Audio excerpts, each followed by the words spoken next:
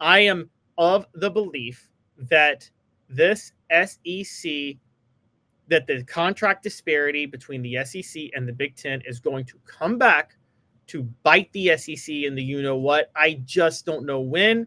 I have no proof of when. I've been trying to figure that out for a long time, but I can't necessarily say when that's going to be. So, look, it's not going to happen overnight. And I think that's where a lot of people are confused, because it didn't happen overnight here.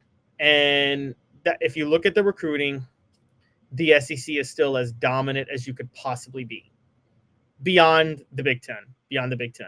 And that's very obvious. So just to give the rankings real quick, number 1 was Texas. Number 2 was Georgia. Number 3 is Alabama. So the top 3 teams are all SEC teams.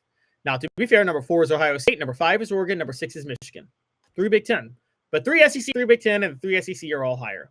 Then after that, you've got number 7, Auburn. Number 8, Florida. Number 9, Texas A&M. Number 10, LSU. Number 11, Tennessee. So 8 of the top 11 recruiting classes are all from the SEC. Then number 12, you have Notre Dame. Number 13, you have Miami. You get an ACC team in there. Number 14, USC. Number 15, Penn State. All right, so at this point, of the top 15, 8 are SEC and 5 are Big Ten.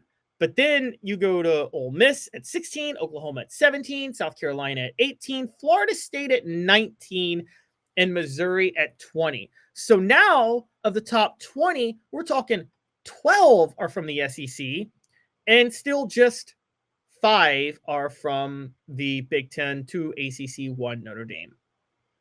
Then you go Georgia Tech at 21, Nebraska at 22, Washington at 23, TCU 24, Maryland at 25, Nebraska, Washington, Maryland, at least lessen the gap to a certain degree, because that then gives them 8. So with that in mind, of the top 25, 12 are from the SEC, 8 are from the Big Ten, and that even though the Big Ten has more teams, Miami, Georgia Tech, Florida State, 3 are from the ACC, 1's from the Big 12, and 1 is Notre Dame.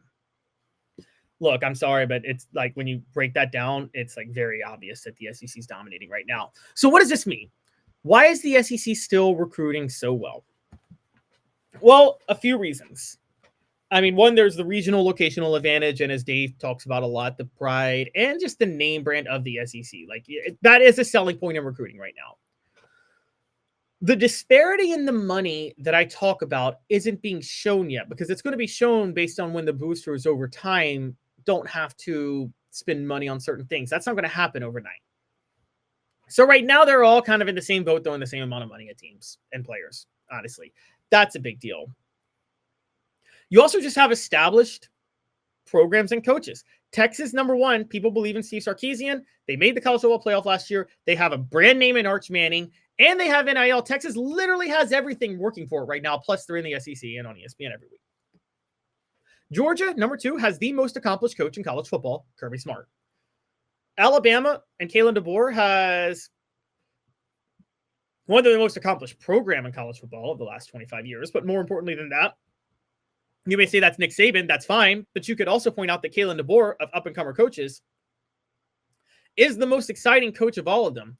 People are really overrating his struggles last year going 9-4, okay? He's a very good coach. He had a bad quarterback to run his system, and he's got his offensive coordinator back, and I think players know that and see that. So Alabama at number 3 is interesting.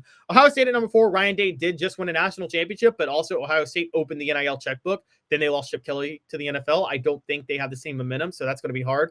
Oregon, number 5, the Nike money, Dan Lanning.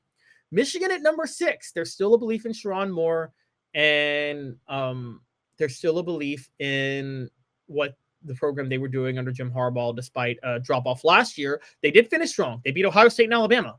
I mean, what can you say about that? So that has to count for something for them to finish strong. Auburn at number 7 and Florida at number 8. I know, because people I've talked to, that Auburn and Florida are in the top 10 because they're putting Hugh Freeze and Billy Napier on notice. The boosters have opened up their NIL checkbooks on the recruiting trail.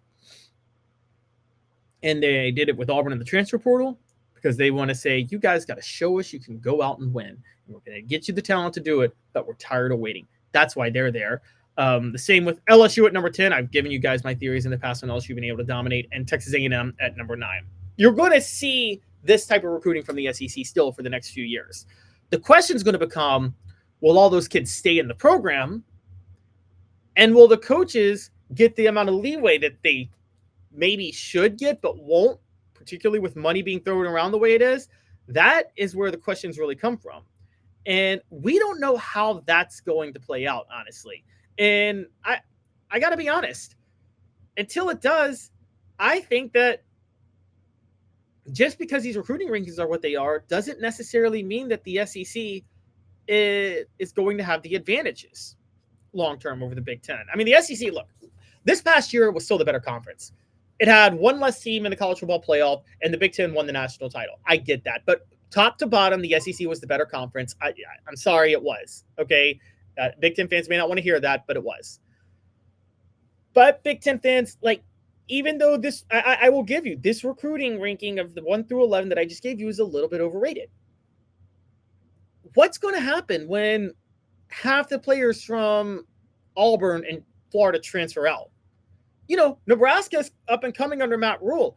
What's going to happen when they're able to poach a few of these players? This is going to become more common as time goes on. South Carolina's number 18 right now because they have Lenora Sellers, and Shane Beamer had a heck of a year. They're not going to be in the top 20 in 2 years. Oklahoma's number 17 because people still somewhat believe in Brent Venables.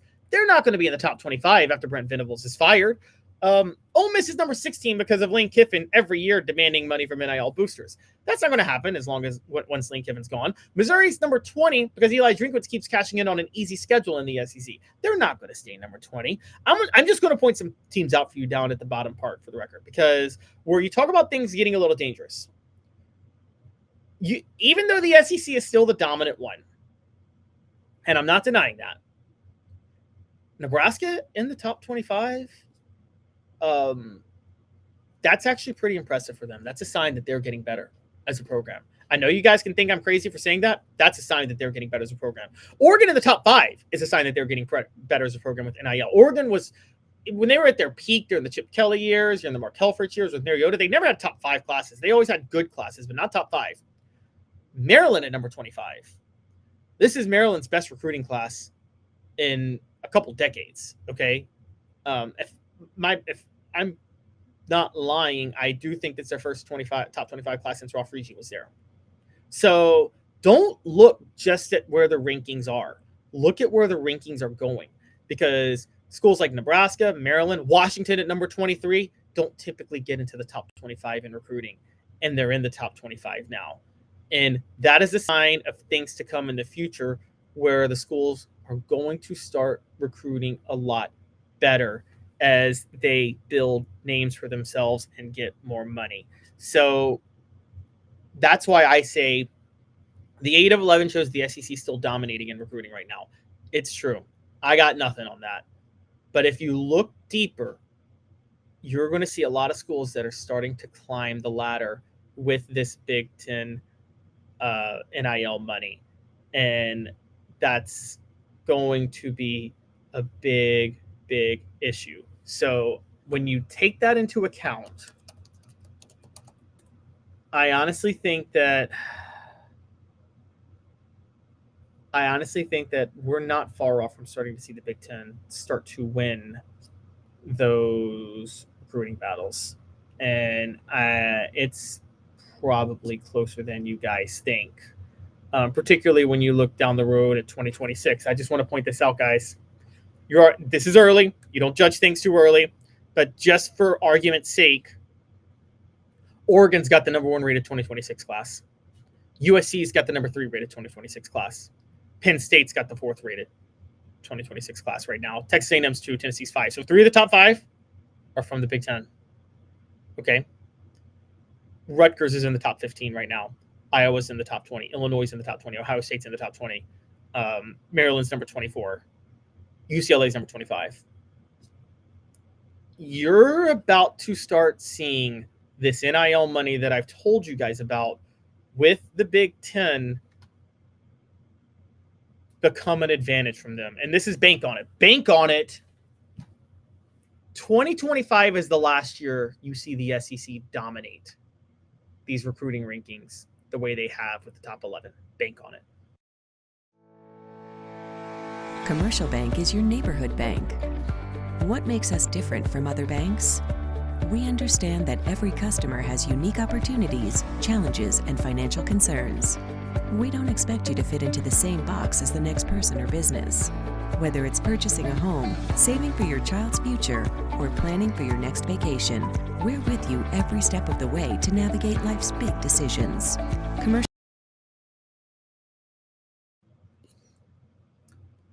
That's right. Bank on it. The SEC has 8 of the top 11 recruiting classes showing their dominance still, but it's not going to last. This is the last year they are that dominant. They still may have overall in the conglomerate better recruiting classes in 2026 and 2027, but you're going to see that gap more and more narrow. And here's where the real difference hits in, guys. The real difference is going to kick in 2031. That's when the Big Ten renegotiates its contract, and it's much, much bigger than the SEC. Now, a lot of things are going to change in college football before then, okay? What's not going to change is you're going to have the Big Ten and SEC both as conferences existing. They both don't want to dissolve, and they both have a lot of power. So they're going to constantly be in an arms race for teams they want to add and TV contracts they want to sign. And I'm just going to tell you that the Big Ten's contract is up in 2031, and the SEC stuck in this contract with ESPN through 2034. Okay, so because they're stuck in that through 2033. So the SEC can't re-up until 2034. Big Ten can re-up in 2031. What do you think is going to happen when the Big Ten, which already is bringing in 300% more than the SEC? Every Big Ten school is bringing in an NIL budget, an Ohio State NIL budget more than Tennessee of $20 million, $22 million, because the Big Ten gets $1 billion a year and the SEC gets $300 million from TV revenue. What's going to happen when the Big Ten ups their contract in 2031? And the SEC still stuck in this $300 million a year contract through 2034. The Big Ten's going to re-up, and they're going to get up to 1.1, 1.2, maybe 1.3 billion. There could be 3 years where the Big Ten as a conference brings in $1 billion more in TV revenue than the SEC, even though the SEC has way better brands overall. That gap's going to get bigger, and you could get to a point, if this thing moves rapidly, the SEC could be playing catch-up. Now, it could just be a trend, and if it's a trend, then the SEC could catch up quickly by getting a good deal in 2034. But if it happens rapidly, man, the SEC could fall far behind, and they could fall far behind fast, okay? So they have to be careful.